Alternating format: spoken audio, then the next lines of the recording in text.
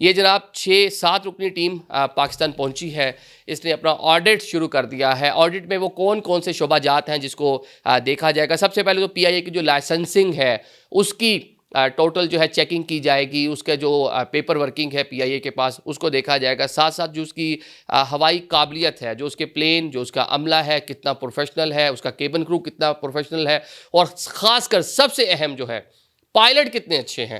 کیونکہ پائلٹس کا ہی معاملہ تھا جس کی وجہ سے پی آئی اے کا فلائٹ آپریشن یورپ کے لیے بین ہو گیا تھا. وزیر ہوابازی غلام سرور نے فلور آف دی ہاؤس پر جب کراچی میں ایک پلین گرا تھا رمضان شریف کے مہینے میں, عید سے ایک دن پہلے 97 لوگ اس کے اندر جان سے گئے تھے. اس کے بعد ایک بیان دیا تھا کہ پی آئی اے کے آدھے سے زیادہ جو پائلٹ ہیں ان کے لائسنس ہی ٹھیک نہیں ہیں, ان کی ڈگریز فیک ہیں.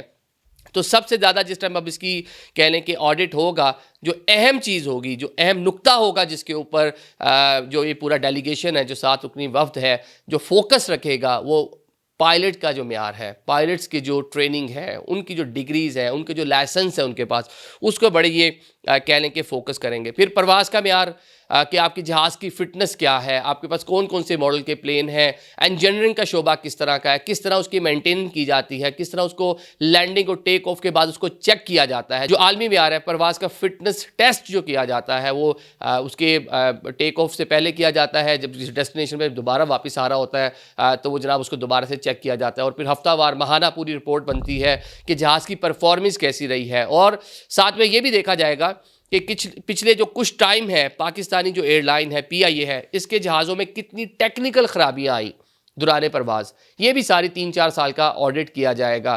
اور جو لوگوں کی شکایات ہیں کیبن کرو کے حوالے سے, میں نے پہلے کہا کہ وہ ساری بھی چیزیں مانیٹر ہوگی. دیگر اہم چیزیں ہیں کہ فلائٹ کی لینڈنگ ٹیک آف کا جو ٹائم ہے وہ کیسا ہے, ایئرپورٹ کے اوپر سیکیورٹی کس طرح کی ہے, سول ایوییشن, ایف آئی اے اور ایئرپورٹ سیکیورٹی فورس جو ایئرپورٹ پہ موجود ہوتی ہے وہ کس طرح سے جو وہاں پہ پیسنجرز ہیں ان کو ڈیل کرتی ہے, سیکیورٹی کے کون کون سے میجرز لیے جاتے ہیں, ان کے جو اپنے ایس او پیز ہیں یورپ کے لیے, انگلینڈ کے لیے, کہ کون کون سی ممنوع جو چیزیں ہیں آپ نہیں لے کر جا سکتے. کوئی پیسنجر جو ٹریول کر رہا ہے کیا وہ جو عالمی ایس او پیز ہیں اس کے اوپر عمل ہو رہا ہے پاکستانی ایئرپورٹس پر تک کہ نہیں ہو رہا.